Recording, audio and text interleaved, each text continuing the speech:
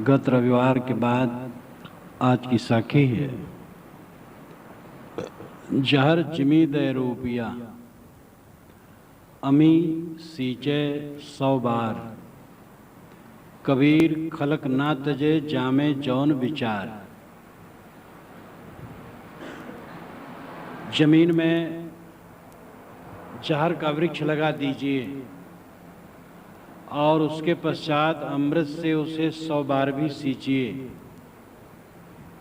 तो भी वो जहर का पेड़ अमृत नहीं होता। इसी प्रकार खलक ना तजे जामे जौन विचार, खलक संसार के लोग जिनके मन में जो विचार धस गया है वो छोड़ता नहीं। मनुष्य को परखने के लिए साखी बहुत महत्वपूर्ण है। हम संसार में जीते हैं तो इतनी जरूरी नहीं है कि रोटी कपड़ा मिल जाए, काम चल जाएगा। और भी चीज़ों की ज़रूरत है। अच्छी समझ और परख। जिन लोगों के बीच में हम रात दिन रहते हैं और जो नए नए लोग मिलते हैं उनसे भी निपटने के लिए सूझ और बूझ की ज़रूरत है। कई बार ऐसा देखा जाता है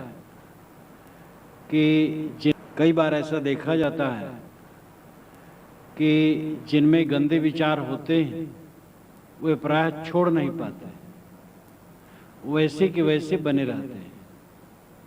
उनको देखा गया कि नौजवानी में वैसे हैं, 50 वर्ष की उम्र में भी वैसे हैं, और 80 के हो गए हैं तब भी उनमें कोई तरमीम नहीं हुआ। ऐसे लोग मिलते हैं। ऐसे कुछ होते हैं जो अपने को बदल लेते हैं। मनुष्य में शक्ति है, वह अच्छाई से बुराई की तरफ या बुराई से अच्छाई की तरफ चल सकता है।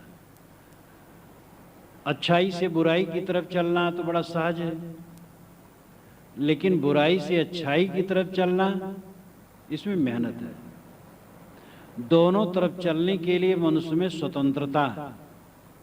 मनुष्य की बुद्धि स्वतंत्र है, अन्य प्राणियों की बुद्धि स्वतंत्र नहीं। पशु पक्षी कीड़े मकोड़े जितने जानवर हैं वे स्वतंत्र नहीं।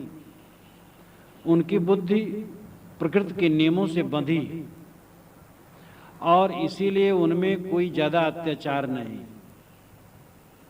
बैल, घोड़े, गधे या कोई भी जानवर हो, प्रकृति के नियमों से उनकी बुद्धि बंधी होती है। मनुष्य की बुद्धि खुली होती है, वो किसी तरफ भी चल सकता है। संयमित असंयमित कुछ भी हो सकता है।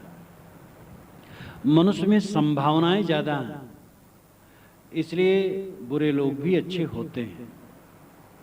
परंतु ये ध्यान रखने की आवश्यकता है, कितने लोग ऐसे होते हैं कि गलत विचार हैं तो आज भले वे नकाब अच्छा लगा करके मिले, 4 दिन के बाद दिखाई देता है कि फिर वही कर्म कर रहे हैं। इसलिए बड़ी सावधानी के साथ मनुष्यों से व्यवहार करना चाहिए। अपरिचितों पर तो झट से विश्वास करके व्यवहार बढ़ा लेना बड़ी भावुकता है। ज़्यादातर ट्रेन में चलते समय, बस में चलते समय कितने लोग हैं कि बहुत भावुक हो जाते हैं, लेकिन सावधानी की ज़रूरत है। जहाँ हम रात दिन रहते हैं, जिन लोगों के बीच में और संपर्क वालों के बीच में, वहाँ तो विश्वास करने की आवश्यकता है। बिना विश्वास के काम नहीं चलेगा। लेकिन विश्वास करते हुए भी सावधानी की भी जरूरत है। आदमी का मन पलटने में देर नहीं होती, इसलिए हम दूसरे की तो सेवा कर दे जो बन सके, किंतु किसी से कोई कामना न रखें। कामना रखने से हम बंधते हैं। कबीर लोभी के गांव में ठग नहीं परे उपास, जो जहि मत को लोभिया ते घर ठग को बास। साहब कहते लोभी के गांव में ठग उपवासा नहीं जाता है। हम लोभी हैं और एक का 4 चाहते हैं। कोई आया और कहा 100 रुपया दो, 400 रुपया हम बना देंगे। बस हम लाते हैं, 100 रुपया देते हैं, 400 रुपया पा जाते हैं। अब झांसा देते देते वो कहा 20,000 लाओ, 80,000 कर देंगे, और लेके चल देता है। तो लोभी के गांव में ठग उपवास नहीं जाता है। हम कहीं भी बंधते हैं, कामना के बस बंधते हैं। पुत्र में भी, पुत्र पत्नी, पति भाई, माता पिता, गुरु शिष्य, कहीं भी सब जगह की सावधानी की जरूरत है। गुरु शिष्य का संबंध जीवन में सबसे ऊंचा है और ये केवल कल्याण के लिए। अगर सच्चे गुरु हैं वहां सावधानी की कोई जरूरत नहीं। सच्चे गुरु के चरणों में तुम अपने को डाल दें, बस हमारा कल्याण निश्चित है। अथर्ववेद के मंत्र का एक अंश है, आचार्य उपनयनमानो ब्रह्मचारिणम कृणते गर्भमंतः। आचार्य ने, गुरु ने ब्रह्मचारी को अपने गर्भ में ले लिया उपनयन देने के लिए। उपनयन नाम दूसरे नेत्र, विवेक विचार के नेत्र देने के लिए गुरु ने शिष्य को अपने गर्भ में ले लिया। गर्भस्थ शिशु अलग से खाता पीता नहीं, अलग से सांस नहीं लेता। माँ का खाना पीना सांस लेना, गर्भस्थ शिशु का खाना पीना सांस लेना है। इसी प्रकार पूर्ण सदगुरु की शरण में कोई जाए और अपने को शिष्य बना करके डाल दे तो निश्चित उसका कल्याण होगा। गुरु के जीवन से जो अमृत रस टपकेगा अपने आप उसमें संग्रहित होगा। लेकिन निर्माण और निर्मल होकर के डाल देना ये भी कोई साधारण साधना नहीं। एक बार एक जगह मेरा प्रवचन हुआ पंडितों के गांव में। तो एक पंडित बड़े महीन अपने को मानते थे। जब प्रवचन समाप्त हुआ तो उन्होंने कहा, महाराज आपने तो बहुत बातें कही और ये सब कर पाना बहुत मुश्किल है, आप थोड़े में बता दीजिए। तो मैंने थोड़े में कहा कि महाराज ये भी ज्यादा हो गया। तब मैंने और थोड़े में कहा, उन्होंने कहा महाराज ये भी ज्यादा हो गया। तो मैंने कहा आप कह दीजिए, मैं उसका समर्थन कर दूं। तो उन्होंने कहा, सर्व धर्मान परित्यज्य मामेकम शरणं व्रज, अहम तो आश्रव पापेभ्यो मोक्षस्याम मा शुचः। तो उन्होंने शुरू का ही कहा, सर्व धर्मान परित्यज्य मामेकम शरणं व्रज, सभी धर्मों को छोड़ करके एक मेरी शरण में आ जा, ऐसा भगवान कृष्ण ने कहा। मैंने कहा मैं समर्थन करता हूँ, मैं इसको बिल्कुल समर्थन करता हूँ, बस इतने में काम चल जाएगा। लेकिन इसका अर्थ क्या है?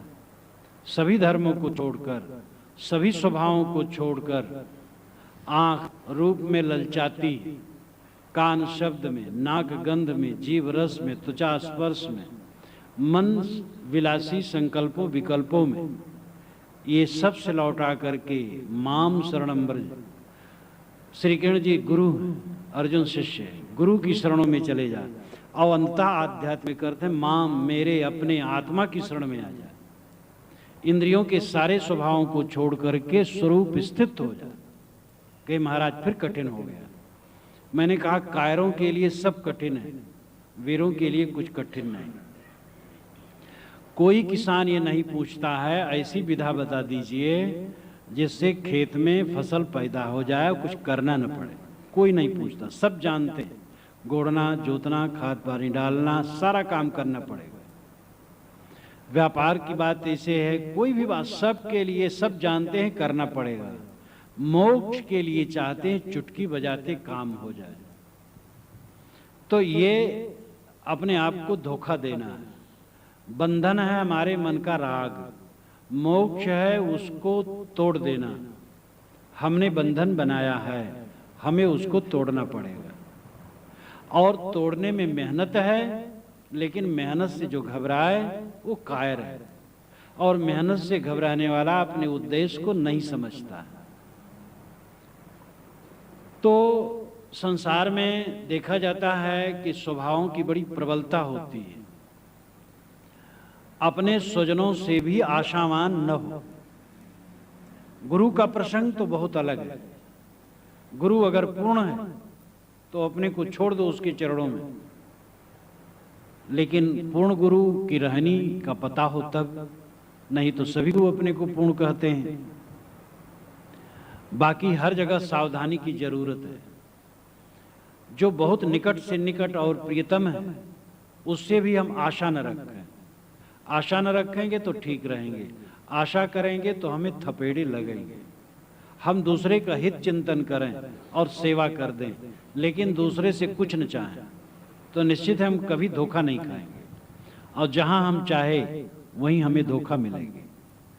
तो संसार में जमीन में जहर के पेड़ लगा दो और सैकड़ों बार अमृत से सींचो तो अमृत नहीं होगा, जहर ही रहेगा। ऐसे कितने लोग हैं जो अपने विचारों का परिवर्तन नहीं करते, रहते वैसे।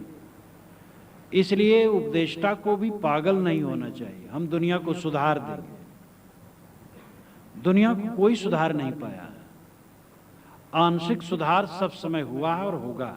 महापुरुषों ने जो प्रयास किया वो निष्फल नहीं गया, लेकिन पूरी दुनिया का सुधार कोई नहीं कर सका, न कर सकेगा।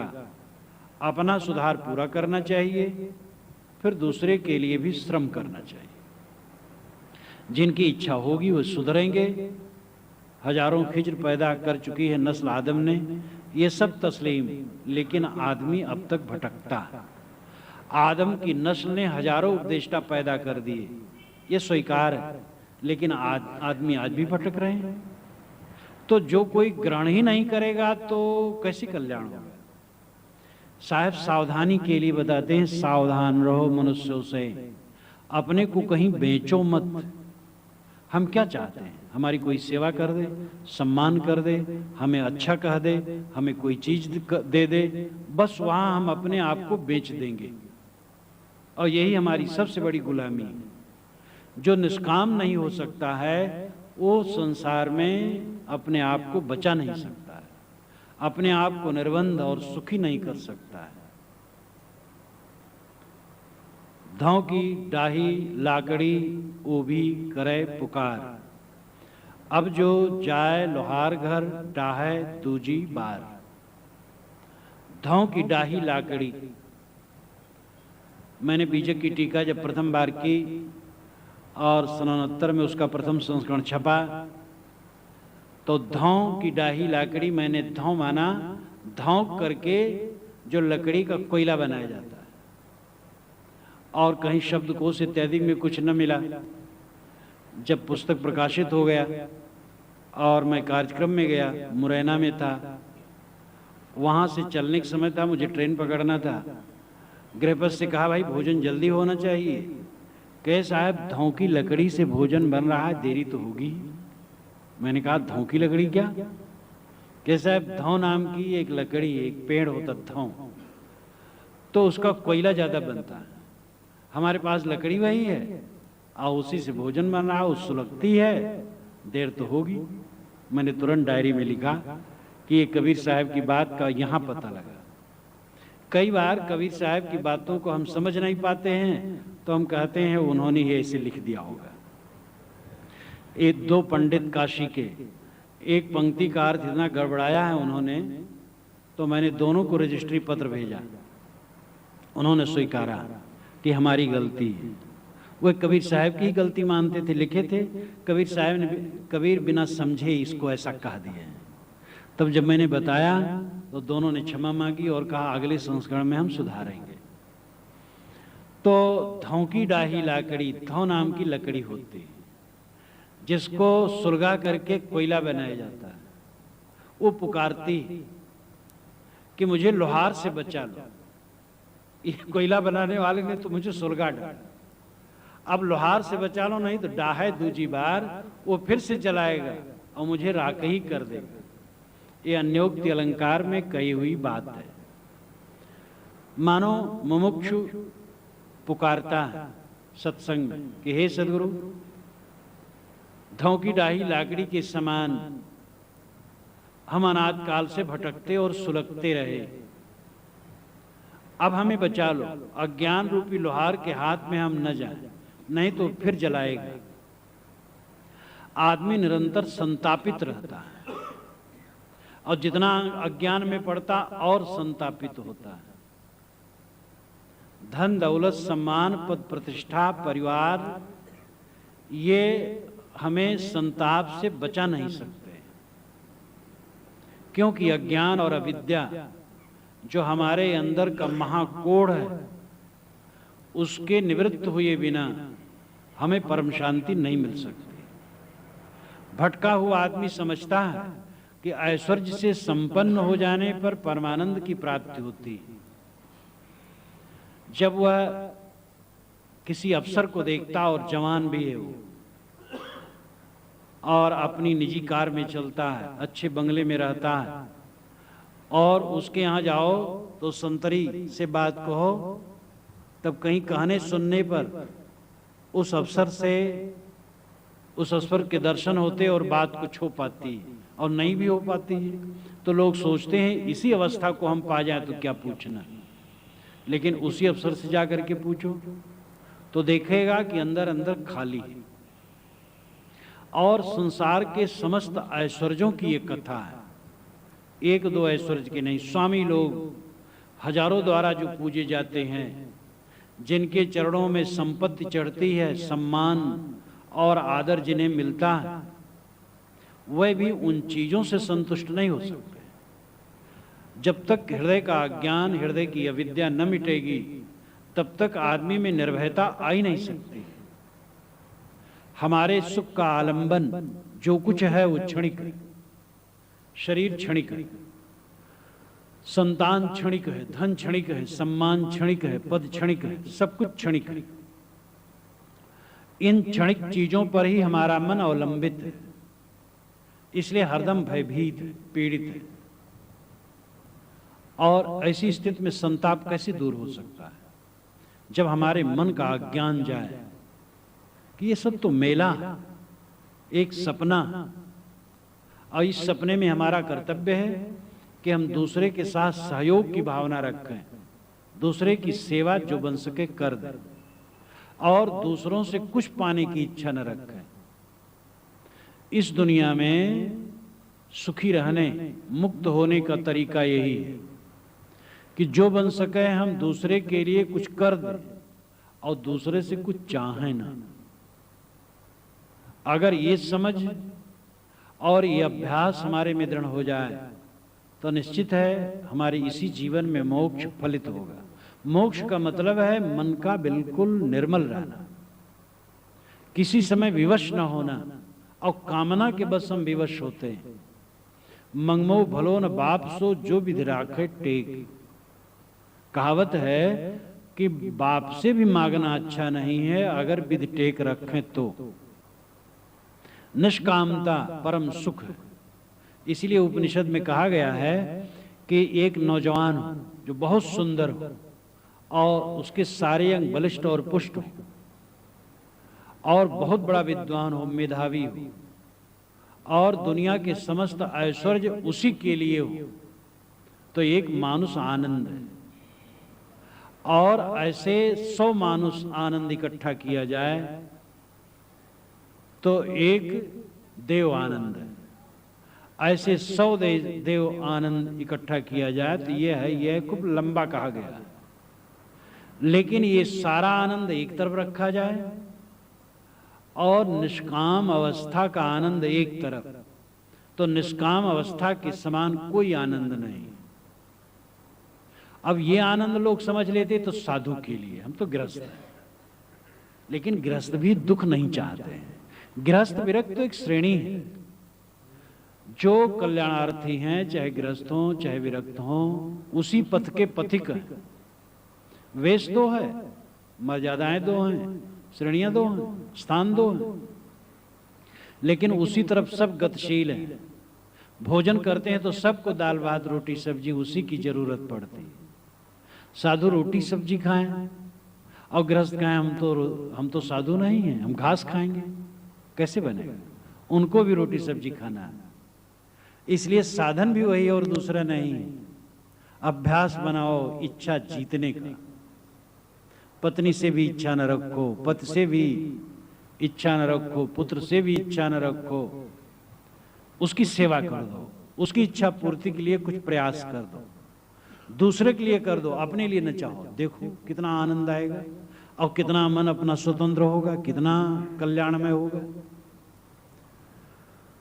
तो जिज्ञास पुकारता है, सदगुरु मैं धोंकी डाही लाकड़ी की तरह आज तक जलता रहा, अब ये फिर लोहार मुझे जलाएगा, अज्ञान में पड़ूंगा तो फिर जलूंगा, इसलिए मुझे अज्ञान से बचाइए। हेयम दुखम अनागतम। पतंजल महाराज ने योग दर्शन में कहा कि जो दुख भोग चुके वो तो लौट नहीं सकता, और प्रारब्ध का भोग जो आज है, जर बुखार खांसी खुर्रा, शरीर और शरीर के खान पान व्यवहार बर्ताव का बोझ, ये तो है, ये तो निपटता जा रहा है। लेकिन जो आगे आने वाला दुख है वो त्याज्य। हेयम दुखम अनागतम। जो अनागत है, आगत नहीं, आया हुआ नहीं है, वो हेयम त्याज्य, त्यागने योग्य। तो आने वाला दुख अज्ञान से, अविद्या से, मोह से। हम मोह करेंगे दुख होगा। आगे आगे दो जरे पाछे हरियर होए, बलिहारी ते वृक्ष की जर काटे फल होए। साहब कहते आगे आगे दो जरे, आगे आगे दावाग्नि जलती और पीछे पीछे सब हरा भरा होता जाता है। बलिहारी ते वृक्ष की जड़ काटे फल होए। साहब कहते उस पेड़ की प्रशंसा है कि जड़ काट देने पर वो फल देता है। साहब की सारी बात तो ऐसे रहा करती है। तो आगे आगे नाम मन के आगे, मन ही तो आगे है, मन ही तो सोचता रहता है। अगर उसमें ज्ञान की दावाग्नि लग जाए और वो विकार सब चल करके राख हो जाए तो पीछे हरियर होए, जीवन उसका हरा भरा हो जाएगा। पीछे का मतलब है तत्काल फल। हम दिन भर खुराफात करें और शाम को खाट पर बैठे देखेंगे हमारा मन चैन से नहीं रहेगा। दिन भर अच्छा काम करें, शाम को देखें कितना आनंद आएगा। हर क्रिया की प्रतिक्रिया उसके पीछे लगी रहती है। बलिहारी ते वृक्ष की जड़ काटे फल हो। उस वृक्ष की प्रशंसा है जिसकी जड़ काट देने से फल देता है। वो वृक्ष क्या है? मोह। मोह का वृक्ष है जिसकी जड़ काट देने पर मोक्ष का फल मिलता है। बिरह की ओदी लाकड़ी सबचयो धुधुआए, दुखते तबही बाचियो जब सकलो जर जाए। बिरह की ओदी लाकड़ी सबचयो धुधुआए, एक लकड़ी हो और लकड़ी पानी से गीली हो और सुलगाओ तो सुपचती और धुधुआती। सपचना नाम सुलगना, और धू धू की आवाज वो करती। अब वो लकड़ी परेशान, सुखी होती तो फक दे जल जाती, खत्म दुख। और धुधुआ रही, सपच रही है। कबीर साहब आ गए वहां, तो उन्होंने कहा दुख से तभी बाँची हो जब सकलो जल जाए। अरे लकड़ी तो दुख से तभी बचेगी जब पूर्ण रूप से राख हो जाएगी, नहीं तो इसे धुधवाती रहेगी। ये मन है जो बिरह की ओदी लाकड़ी। बिरह नाम वियोग जनित व्यथा का अनुभव। वियोग जनित व्यथा का अनुभव, भोग और मोक्ष, ये मनुष्य के दो उद्देश्य।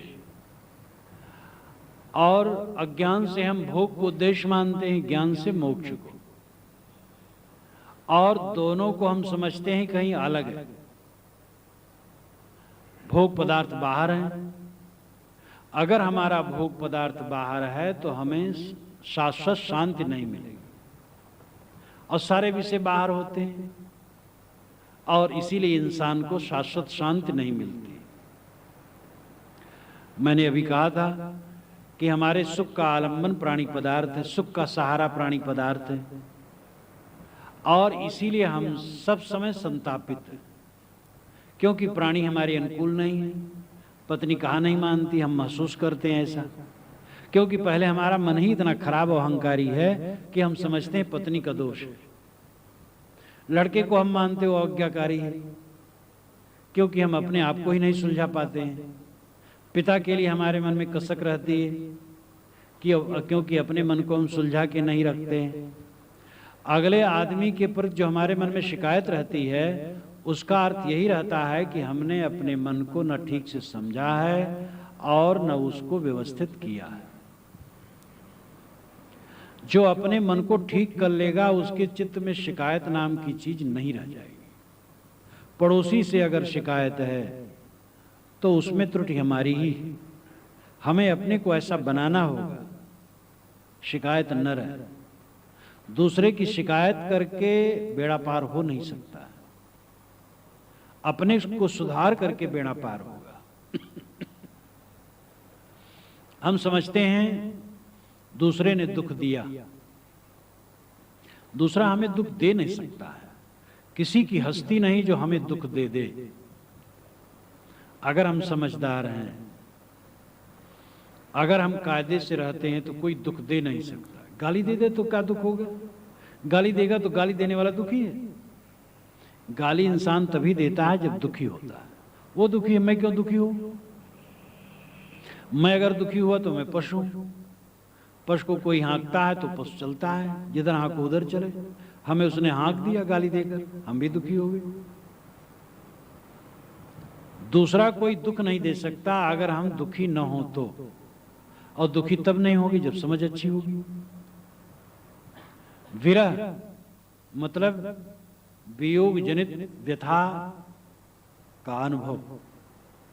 हम समझते हैं हमारा सुख बाहर है, इसलिए हम पीड़ित हैं। हमारा सुख जब अपने में होगा, ये बोध होगा, हमारी पीड़ा खत्म हो जाएगी। हमारा मोक्ष, हमारा परमात्मा बाहर है। आज के युग में भी कितने लोग परमात्मा के लिए बाहर भटकते हैं और सोचते हैं मिलेगा। परमात्मा तो बिछुड़ा ही नहीं, मिलने क्या प्रसंग है? वो तो पहले ही से विद्यमान है। वो आपकी आत्मा से अलग नहीं है। और जो मिलता है वो परमात्मा नहीं होता है। जो मिलता है वो भौतिक पदार्थ होता है। संतो आवे जाए सो माया। जो आवे और जाए वो माया है। परमात्मा अगर मिलता है तो छूटेगा, और छूटेगा और मिलेगा, वो परमात्मा नहीं होगा। परमात्मा के लिए वियोग की भावना, भोगों के लिए वियोग की भावना, मोक्ष के लिए वियोग की भावना, साहब कहते सब अज्ञान। मोक्ष पाना नहीं, मोक्ष तो हो जाता है। पाने में तो कुछ बाहर से पाने की बात होती है। जैसे कि हम अनेक रस्सियों में बंधे, एक एक रस्सी काटते जाएं, तो निर्बंधता पाना कहीं थोड़ा है। रस्सी कटती गई, बस निर्बंध हो गई। तो बंधन कटते जाएं तो मोक्ष पाना क्या है? बंधन कट गए, बस मुक्त हो गया। ना मोक्षो नभसः पृष्ठे न पाताले न भूतले सर्वा शासम छे चेतः छे मोक्ष इतीर्जते। योग वाशिष्ठ में लिखा है। मोक्ष आकाश के पीठ पर नहीं, भूतल पर नहीं, न पाताल में। समस्त वासनाओं के क्षय होने पर जब चित्त एकाग्र होता है, यही मोक्ष है। योग दर्शन में पतंजलि महाराज ने कहा, अथ योगानुशासनम, अनुशासन जिसका शासन पहले किया गया, उपदेश किया गया है, उसी को मैं फिर कहता हूं। अनुशासन का मतलब होता है जो पहले कहा गया हो उसी पर उपदेश करना। पहले योग का अभ्यास बताया गया था, मैं वही बता रहा हूं। उसके लिए शास्त्र आरंभ कर रहा हूं। किसी ने कहा तो योग क्या है? उन्होंने कहा योगश्चित्त वृत्ति निरोध। चित्त की वृत्तियों का निरोध योग है। चित्त की वृत्तियां स्थिर हो गई, शांत हो गई, यही योग है। तो प्रश्नकर्ता ने कहा तब स्थित क्या होती है? तो पतंजलि ने बतलाया, तदा दृष्टु स्वरूपे अवस्थानम। तदा तब दृष्टु दृष्टा की, स्वरूपे स्वरूप में, अवस्थानम विश्राम हो जाता है। जब चित्त की वृत्तियां शांत हो गई तब दृष्टा की स्वरूप में ही विस्थित हो जाती है। स्वरूप, अपना रूप, आत्मा, अपनी आत्मा में ही विश्राम हो जाता है। तब आगे प्रश्नकर्ता ने कहा कि जब ये अवस्था नहीं रहती तो क्या होता है? तो उन्होंने कहा तब वृत्त सारूप रहता है। जैसे वृत्त वैसे वो। काम वासना मन में है तो समझता मैं कामी हूं, क्रोध आता है तो समझता मैं क्रोध रूप हूं, लोभ आया तो लोभ रूप हूं, दुख आया तो दुख रूप हूं, सुख आया तो सुख रूप हूं। जा क्षण में वृत्त जौन, ता क्षण में रूप तौन। जिस क्षण में मनुष्य की जो वृत्ति होती है, उस क्षण में उसे यही आभास होता है कि मैं यही हूं। इसीलिए योगाभ्यास की आवश्यकता है कि चित्तवृत्ति निर्मल हो, चित्तवृत्ति एकाग्र हो अंततः। और चित्त जब एकाग्र हो जाएगा तब दृष्टा की स्वरूप में स्थित होगी, यानी आत्मा की आत्मा में स्थित होगी। इसको भगवान कृष्ण ने गीता में कहा, यस्त्वात्मरतरेव स्यादात्म तृप्तश्च मानवा आत्मन्नेव च संतुष्टस्तस्य कार्यम न विद्यते। जो आत्मा में तृप्त होता है, आत्मा में संतुष्ट होता है, आत्मा में प्रेम करता है, उसके लिए कोई काम बाकी नहीं रहता है। आत्म तृप्त, आत्म संतोष। तो जहां तक हम मानते हैं कि बाहर भोग मिलेगा, सुख मिलेगा बाहर, मोक्ष मिलेगा बाहर, परमात्मा मिलेगा बाहर, ये सबसे साहब कहते हैं लौटो, अंदर में लौटो। न बाहर सुख मिलेगा, न बाहर मोक्ष मिलेगा, न बाहर परमात्मा मिलेगा। दुख से तभी बाँची हो जब सकलो जल जाए। दुख से तभी बचोगे तो जब सारी कामनाएं जल जाएंगी, सारी इच्छाएं जल जाएंगी। आप कहेंगे तो बड़ा ऊंचा विचार है, सामान्य व्यक्ति के लिए तो नहीं, सबके लिए। सब सामान्य होते हैं और उन्हीं सामान्यों में विशेष हो जाते हैं।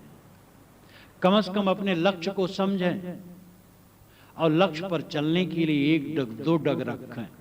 अंडा मुर्गी का इच्छा छोड़ दें। इंद्रियों को उत्तेजित करके शक्ति क्षय करने की जो आदत है वो इच्छा छोड़ दें। बहुत इच्छाएं हैं कि जिसको छोड़ करके गृहस्थी में सुख से रह सकते हो। खाली यही नहीं घर छोड़ के साधु हो जाना, वेश धर लेना और विरक्त आश्रम में चला जाना, इतने काम बाकी है। बहुत काम है। घर में रहते रहते बहुत काम किया जा सकता है इच्छा छोड़ने का। दुख से तभी बाँची हो जब सकलो जल जाए। दुख से तभी बचोगे जब सब वासनाएं जल जाएंगी, सारी इच्छाएं जल जाएंगी। इतना समझ लो, मंजिल जो आपका है वो आपसे बाहर नहीं है। हमन है इश्क मस्ताने, हमन दुरिया सियारी क्या। जो भटके हैं प्यारे से, दर बिदर वो भटकते रहते हैं, लेकिन हमारा यार हम में है। हमारे को होशियारी क्या, हमारा यार तो हम ही में है। दुई को दूर कर दिल से, कबीरा इश्क का माता। कबीर साहब कहते हैं मैं इश्क में माता हूं और दुई को दूर कर दिया। इसी को वेदांत अद्वैत कहता है, सांख्य असंग कहता है, योग कैवल्य कहता है। तो साहब कहते हैं दुख से तभी बचोगे जब बाहर की कल्पना तुम्हारी मिट जाएगी। तुम सुख बाहर खोजते हो, मोक्ष बाहर खोजते हो, परमात्मा बाहर खोजते हो। और ये सब का अर्थ एक है, सुख परमात्मा मोक्ष का अर्थ एक है और वो आपके अंदर में विद्यमान है। केवल आपको कूड़ा कचरा बुहारना है, गंदगी बुहारना है, मन की मैल को बुहारना है। और जितना बुहारते जाओ उतना उससे मिलते जाओ। विरह आपको कूड़ा कचरा बुहारना है, गंदगी बुहारना है, मन की मैल को बुहारना है। और जितना बुहारते जाओ उतना उससे मिलते जाओ। विरह बाण जही लागिया, औषध लगे न ताहि। सुसुक सुसुक मरी मरी जीवे उठे कराही कराही। लेकिन जिसको ये भ्रांति है कि हमारा लक्ष्य बाहर है, हमारा भगवान बाहर है, उसी के लिए रोता है, उसी के लिए व्याकुल होता है और जिंदगी भर व्याकुल होता रहता है। लेकिन परोक्ष में कहीं कुछ मिलता नहीं है, अपरोक्ष में ही मिलने वाला है, जो स्वयं प्रत्यक्ष सबके अंदर में। साचा शब्द कबीर का, हृदयाधिक विचारी। चित्तोदय समझे नहीं मुहि कहत विचारी। साहब कहते हैं मेरा शब्द सच्चा, साचा शब्द कबीर का। ये गर्भोक्ति कही जा सकती। कबीर साहब गर्भोक्ति करते हैं कि मेरा वचन सच्चा और इस पर विचार करो। लेकिन गर्भोक्ति नहीं, यह अधिकार पूर्वक कथन है। जैसे मैंने अभी कहा था, सर्वधर्मान परित्यज्य मामेकम शरणम व्रज। महाराज कृष्ण ने कहा सभी धर्मों को छोड़ करके मेरी शरण में आ जा। ये गर्भोक्ति नहीं, योग्यतम पुरुष ऐसा कह सकता है, जो पूर्ण है वैसा कह सकता है साधकों के संबल के लिए। साहब कहते मेरे वचन निर्णय के हैं, सच्चे हैं, हृदय में देखो और विचारो। ये नहीं कहते मान लो, हृदया देखो विचार, हृदय में विचारो और देखो। चित्त उदय समझे नहीं, लेकिन आप लोग चित्त देके तो समझते नहीं। मोह कहत वैल जुग चार, मेरे कहते कहते चारों जुग बीत गए। यहां मेरे में अर्थ केवल कबीर के व्यक्तित्व में नहीं, किंतु विचारकों में।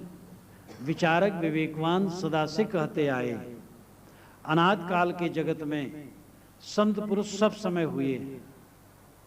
भारतीय परंपरा देखो, स्वामी परंपरा देखो, कहीं का शास्त्र उठाओ, हर जगह विचारक और चिंतक रहे, हर जगह अंतर्मुख प्रेरणा देने वाले महापुरुष रहे, जो स्वयं अंतर्मुख हुए हैं और समाज को अंतर्मुख होने की प्रेरणा दिए। ये पूरी सृष्टि खाली नहीं, इसलिए कबीर साहब ये नहीं कहते हैं केवल मैं ही हूं, आवाज मैं कह रहा हूं और कभी नहीं था। वह कहते सत्य तो सनातन है और नित्य है, अनादि है, अनंत है। अगर ये कोई कहे कि सत्य केवल मेरे संप्रदाय में और अलग नहीं है, तो वो सत्य है ही नहीं। सत्य सार्वभौमिक होता है, वो एक ही जगह कैसे बंद करके रहेगा। अगर सत्य कबीर साहब ने कहा और सत्य को जिया तो सत्य सनातन है, तो इसका मतलब उसको और किसी ने कहा होगा और जिया होगा। अब अगर किसी ने जिया ही नहीं, कहा ही नहीं, तो सत्य कैसे? केवल कबीर साहब 500 वर्ष हुआ, 600 वर्ष हो रहे हैं, तभी से सत्य का उद्घाटन हो और कभी नहीं था। ये विचार बहुत संकुचित होगा, और ये विचार प्रायः मतों में है। सभी कहते हैं हमारे मत से ही केवल स्वर्ग या मोक्ष है, दूसरे से नहीं। मेरी जो किताब है वो ईश्वर प्रदत्त है, दूसरे की किताब ईश्वर प्रदत्त नहीं। और मेरा जो महापुरुष है वो ईश्वरी महापुरुष है, और दूसरा तो साधारण इंसान है। मेरी परंपरा ईश्वर की चलाई हुई परंपरा है। मेरा रास्ता ही मोक्ष का रास्ता है और बाकी खाई खंदक है। संप्रदायों में ये त्रुटियां, और ये त्रुटियां एक दूसरे को न समझने से। अगर समझा जाए तो ये बात नहीं कही जाएगी। सत्य सार्वभौमिक है। किताब तो महापुरुषों ने बनाई, किताब की किताब सबका दिल है, और ये दुनिया बहुत बड़ी खुली किताब है। दुनिया से अध्ययन करके, अपने अंतरतम में शोध करके विचार बनते हैं, तब वाणी का रूप वो लेते हैं, तब कहीं किताब के रूप में वो चीजें आती। इसलिए किताब की किताब तो मनुष्य का दिल है। लौह महफूजस्त दरमानी दिलत, हर्च में खाही सबद जो हासिलत, दर हकीकत खुद तुयुम्बुल किताब, खुद जी खुद आयात खुदरा बाजियाब। मनुष्य का दिल लौह महफूज है, सुरक्षित चित्रपट है।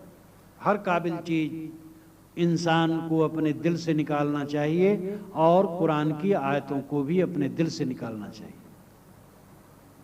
सर्वासाम विद्यानाम हृदयम एव एकायनम, समस्त विद्याओं का केंद्र मनुष्य का हृदय है।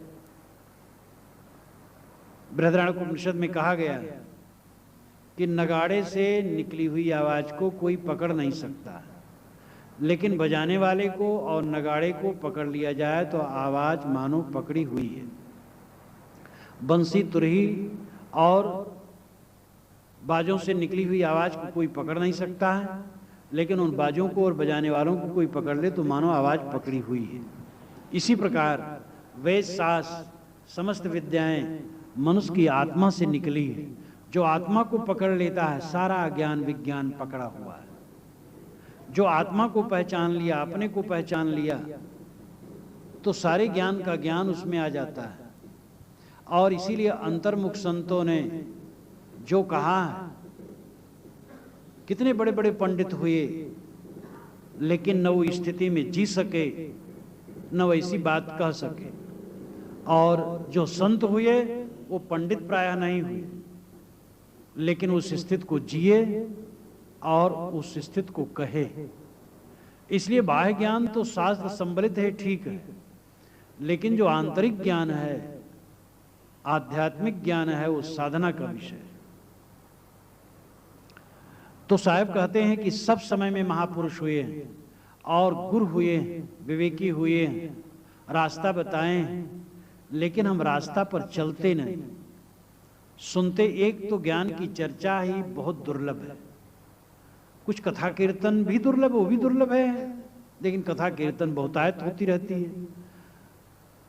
शुद्ध ज्ञान की चर्चा बहुत दुर्लभ है, और उस ज्ञान की चर्चा को सुनने वाले दुर्लभ है।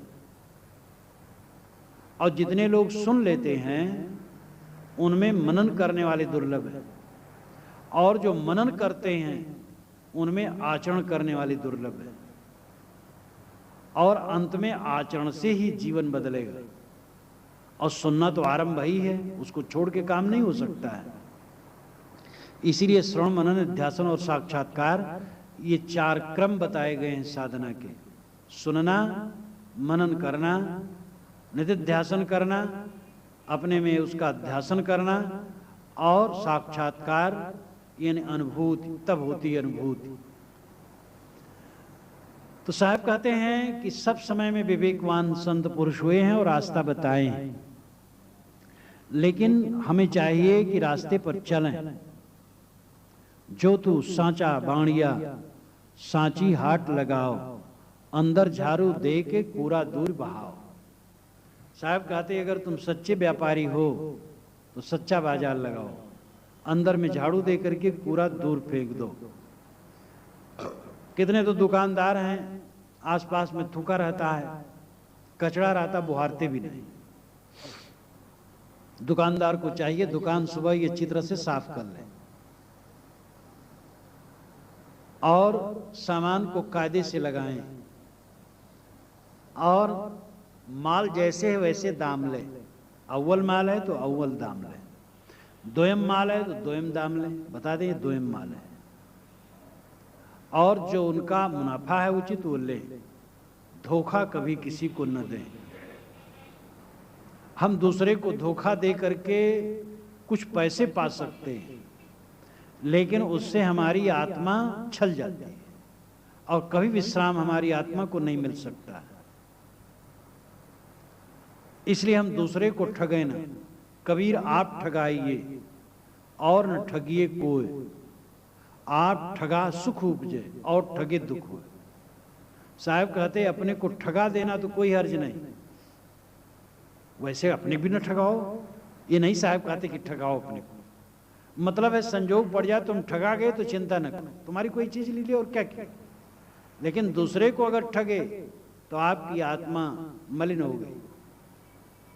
कोई ठगा जाता है तो ये बात थोड़े कंगाल हो जाता है, वो फिर उसकी छत पूर्ति हो जाती है। लेकिन अगर हमने दूसरे को ठगा, धोखा दिया, तो हमारी आत्मा मलिन हो जाती है। और आत्मा जब मलिन हो गई तो मिटे न मरिहे धोए, धो धो करके परेशान हो, जल्दी मिटता नहीं। ये संस्कार मामूली नहीं। विबुध काज बावन बलि, छलो भलो कर जानी, प्रभुता तज बस भेद दब, मन की गई न गलानी। देवताओं का काम बनाने के लिए विष्णु भगवान ने बलि को छला, और अपनी प्रभुता छोड़ करके वे बल के अधीन हो गए। तब भी उनके मन की मलिनता न गई।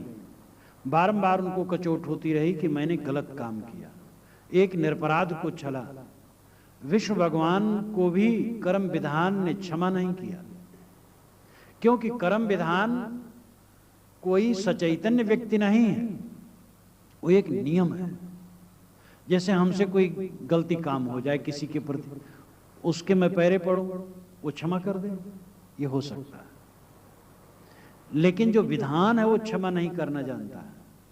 जो नियम है, मन का नियम, प्रकृति का नियम, जैसे ज्यादा खा लिया पेट खराब होगा, चाहे जितना पूजा प्रार्थना करो, पेट अच्छा नहीं होगा। आंत दंड देगी। अगर हमने गलत काम किया तो मन मुझे बेचैन करेगा। कोई क्षमा कर देगा तो जरूर कुछ शांति मिलेगी, लेकिन मन बेचैन करेगा। तो कर्म विधान में क्षमा नाम की गुंजाइश नहीं होती।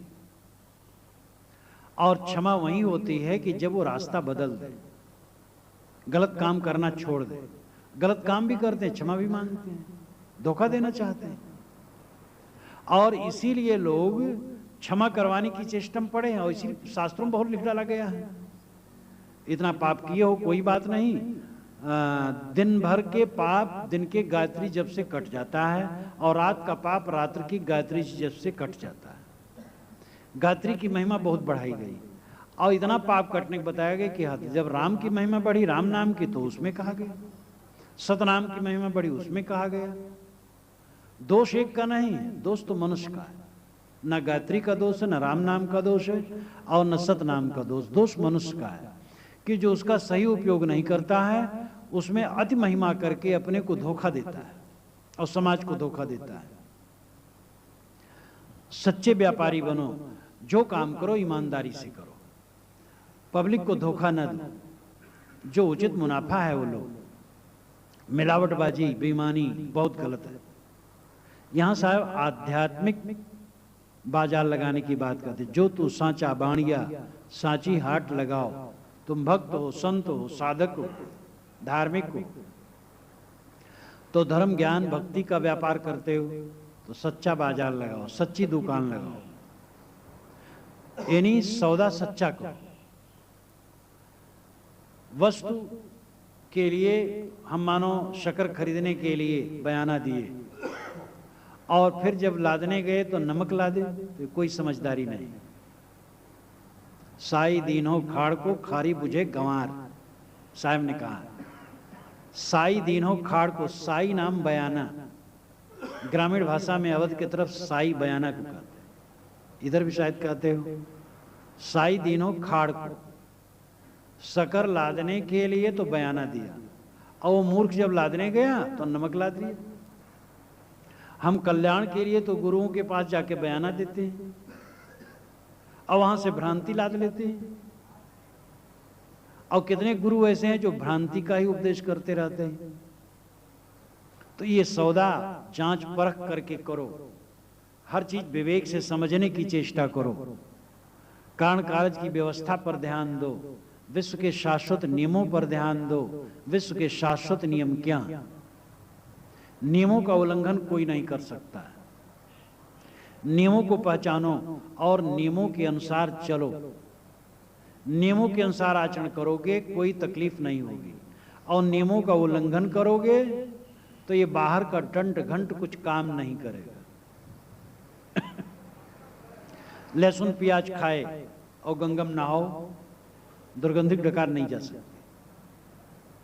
दुर्गंधी नहीं चाहिए, लहसुन प्याज न खाओ। नल पर ही नहा लो, कोई हर्ज नहीं, लेकिन दुर्गंधित डकार नहीं आएगी। अमुक नाम जपो कि न जपो, कोई बात नहीं, आपका विचार है, लेकिन गलत काम न करो। गलत काम न करोगे तो मन में शांति होगी। गलत काम करोगे, माला हिलाते रहो, कुछ फर्क नहीं पड़ेगा।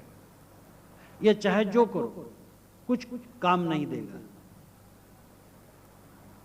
इस बात को समझा समझाया बहुत कम जाता है। ज्यादातर बस प्रभु की कृपा, चाहे जो करो प्रभु की कृपा होगी, सब ठीक हो जाए। प्रभु की कृपा की परिभाषा तो करनी चाहिए। पुराणों में जो काल्पनिक कहानियां हैं उसी को पेश कर करके पंडित और महात्मा लोग प्रभु की कृपा का वर्णन करने लगते हैं। न वे शास्त्र का प्रमाण देते हैं, न श्रुति का प्रमाण देते हैं, न वेद का प्रमाण देते हैं, न विवेक की बात करते हैं। केवल सीमित है पुराण तक, और पुराणों में भी जो धारदार बात है उसका प्रमाण कोई नहीं देता। द्रवः सु दशरथ अजिर बिहारी, किसी अखंड रामायण पाठ में आप संपूर्ण पढ़ते सुनते होंगे, द्रवः सु दशरथ अजिर बिहारी। दशरथ के आंगन में विहार करने वाले हे भगवान राम, बाल रूप भगवान राम, हमारे ऊपर कृपा करो। ये रामायण के, अखंड रामायण के संपुट में कहा जाता है। लेकिन कर्म प्रधान विश्वरच राखा, जो जस करई सो तस फल चाखा, किसी अखंड पाठ में आपने इसका संपुट नहीं सुना। इसका संपुट करने को सोच ही नहीं सकते हैं। अगर कोई कहे यही संपुट करेंगे, लोग कहें पागल हो, इससे क्या लेना देना, जो करोगे फरोगे तो अखंड पाठ करने की क्या जरूरत है।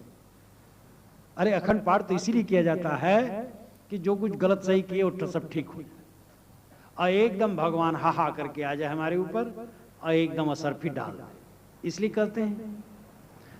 तो कर्म प्रधान विश्व रच राखा, जो जस करे सो तस फल चाखा, इस चौपाई को दरकिनार करके रख दिया जाता है।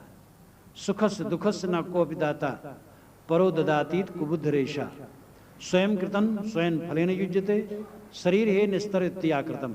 एक गरुड़ पुराण जिसमें मरने पर सुनाया जाता है, और बड़ी बड़ी विचित्र बातें भी, लेकिन उसी में ये भी बात है भाई, पंडितों ने ईमानदारी भी बरती, बीच बीच में वो चीज रख दी है, सोधने वाला सोध ले। सुखस दुखस ना को विदाता, सुख दुख का देने वाला कोई नहीं। परो ददाती थी, दूसरा कोई देता है। कुबुद्ध रेशा है, कुबुद्धि, ऐसा मानना कुबुद्धि। स्वयं कृतम स्वयं फले नहीं युज्यते, हम स्वयं कर्म करते हैं और उनके फलों से जुड़ जाते हैं। शरीर हे निस्तर इत्याकृतम, हे शरीरी अपने कर्मों का निस्तार कर, सुधार कर। कर्मों का सुधार नहीं करेगा तेरा बाण बेड़ा पार नहीं होगा। चीजें हैं, शब्द है गाहक नहीं, वस्तु है महंगे मोल, बिना दाम काम ना आवे फिर से डामाडोल। साहब कहते शब्द तो हैं लेकिन ग्राहक कम है। तो जो तू सांचा बाणिया सांची हाट लगाओ, अंदर झाड़ू दे के कूड़ा दूर बहाओ। अगर ज्ञान भक्ति के आप सच्चे व्यापारी हैं तो पहला काम तो ये कीजिए कि अंदर में झाड़ू विवेक विचार से लगाइए और कूड़ा को दूर फेंक दीजिए। ईर्षा, द्वेष, काम, क्रोध, मद, मत्सर, जितनी मलिनताएं हैं इनको बुहार करके रात दिन फेंको। ये बात नहीं एक बार फेंक दो बस खत्म हो गया मामला, ये ऐसा कूड़ा है फिर आता है फिर आता है। आप आंगन बुहारते हैं रोज, सुबह बुहारे दोपहर में फिर आ गया, शाम को प्राय 2 बार लोग बुहारते हैं सभ्य घरानों में, सुबह बुहार दिए शाम को बुहार दिए। ये बात नहीं शाम को नहीं बुहारे हुआ सभ्य, अगर साफ सुथरा है तो कोई बात नहीं, लेकिन बारंबार बुहारने की जरूरत पड़ती है घर और आंगन। मन तो ऐसा है मन आंगन, थोड़ा सावधान हो कूड़ा कचरा आ जाए। जुतियन बोइये सिचियन सोई, बिंडार बिनपात फुले को। साहब ने कहा मैं कासो कहूं को सुने को पतिया, फुलवक छुअत भंवर मर जाए। मैं किससे कहूं, कौन सुनेगा, कौन विश्वास करेगा कि फूल के छूते ही भंवरा मर जाता है। भंवरा तो फूल में मस्त हो जाता है, मर क्यों जाएगा। साहब कहते हैं मर जाता है, लेकिन ये कोई सुनने वाला नहीं, कोई विचारने वाला नहीं, कोई विश्वास करने वाला नहीं। वो फूल क्या है, वासना। वासना में मन पड़ता है, मर जाता, जड़ हो जाता, मूड हो जाता। ज्योतियन बोइये सिचियन सोए, बिन डार बिन पात फूलिय को। बाहर के फूल तो गोड़ो जोतो, खाद पानी डालो, बीज डालो, पौधे लगाओ, महीनों में कहीं फूल होगा। साहब कहते इसमें कुछ नहीं और जड़ से फूल खिल जाता है। बैठे हो कहीं बैठे हो, सावधान नहीं रहे, मन में वासना आ गई, गंदी बात आ गई। बिन डार बिन पात फूलिय को, और बातें हैं उसमें, लेकिन वो कहने का अवसर नहीं। तो ये मन ऐसा कचरा मन में आ जाता है कि सावधान न रहो तुरंत कचरा, तुरंत कचरा, तुरंत कचरा। सावधान न रहो मुख से कट निकल जाएगा। अब आप समझ लो कट बोल करके आप अपने परिवार रूपी सागर में विष की तरंग पैदा करते हैं। प्रातः काल उठे और उलझ के बोल दिए तो दिन भर एक अशांति हो गई। मीठा वचन बोलो, सुबह उठो मीठा वचन बोलो, शाम मध्य सब समय मीठा वचन बोलो। सतत सावधान रहने की जरूरत है मन से। मन की गड़बड़ी से वाणी गड़बड़ होती है और कर्म गड़बड़ होते हैं। मन ठीक हो तो वाणी और कर्म अपने आप ठीक हो जाते हैं। तो इसलिए विवेक विचार झाड़ू लेकर के अंदर में बुहारो और कचरा साफ कर दो। मन शुद्ध मतलब मन शुद्ध रखो और फिर ज्ञान के लिए निष्पक्षता से सोचो। हमारे गुरु ने ऐसे कहा है, इतने रुके न रहो। ठीक है गुरु आदरणीय, लेकिन अगर वो विचारणी विषय तो विचारो। हमारे मान्य शास्त्रों में ऐसा लिखा है, बहुत बढ़िया है, लेकिन विचारना जरूरी है। हमारी परंपरा यही कहती है तो भी विचारना चाहिए। सभी परंपराओं में सुधार हुआ है। वैदिक परंपरा में 55 मुद्दे ऐसे हैं जो कलिवर्ज है। कलिकाल में ये काम नहीं करना चाहिए। 55 मुद्दे हैं, धर्मशास्त्र के इतिहास में लिखा है। जैसे मान लो नियोग, पहले नियोग चलता था और महाभारत के जितने पात्र हैं उनमें अधिकतम लोग नियोग से पैदा हुए हैं। आज नियोग मान्य नहीं। कोई चुपगुप कर करा लेता वो अलग बात है, लेकिन मान्य नहीं। ऐसे बहुत ऐसी चीजें 55 मुद्दे हैं जो पंडितों ने ही कलिवर्ज कह करके निरस्त कर दिया। तो सुधार कैसे नहीं होता? इस्लाम कहते हैं बड़ा कट्टर है, लेकिन उनका अध्ययन कीजिए तो हजरत मोहम्मद के ज़माने में जो रस्म और रिवाज और सारी चीज़ें थी, क्या वही लेके बैठे हैं? बहुत परिवर्तन हुआ है और आज दिन परिवर्तन होता है।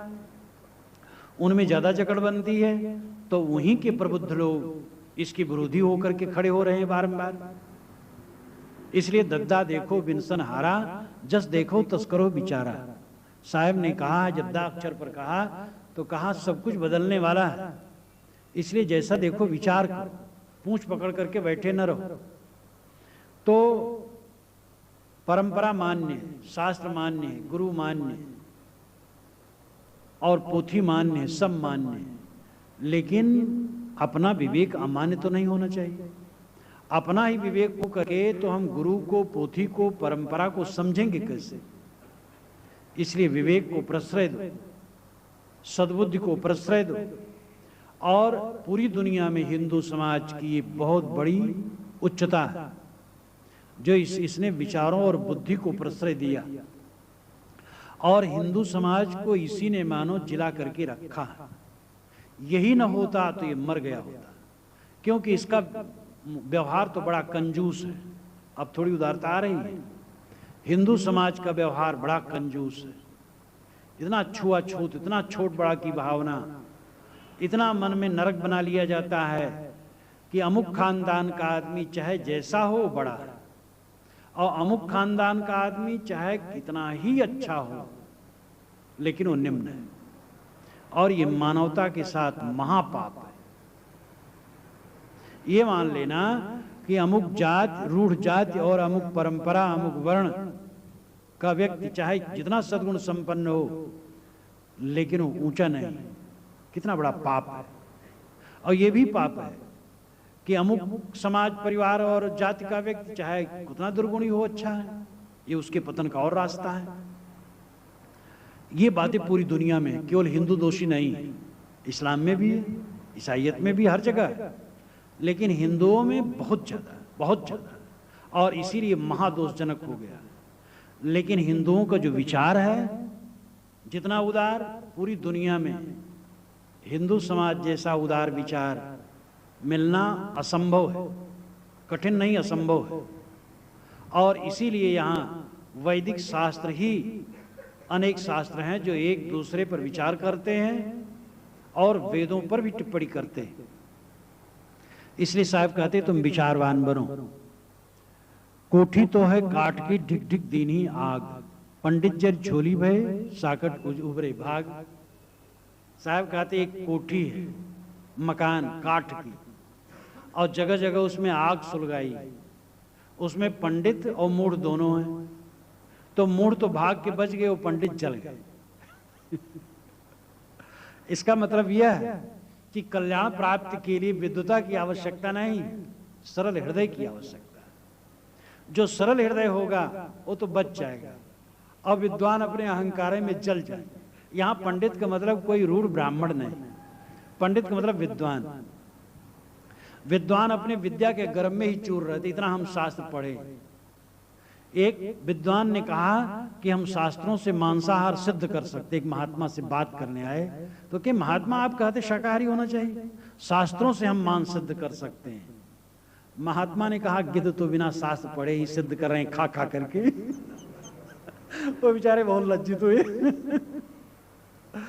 तो कितने लोग अपने शास्त्र का दुरुपयोग करते हैं।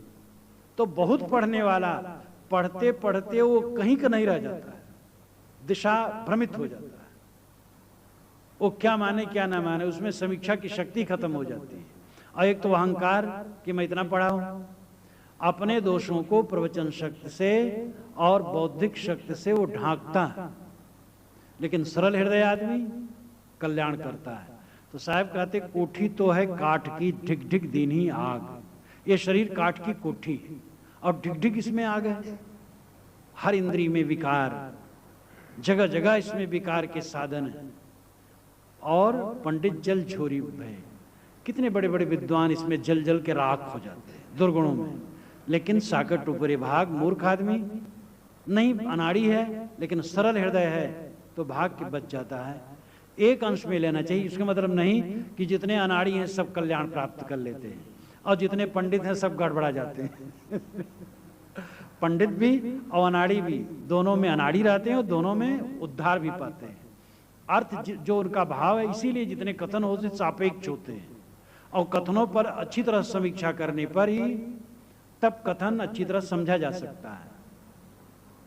यहां अर्थ इतना ही कि पांडित्य के गर्भ में पढ़ करके लोग कल्याण नहीं कर पाते।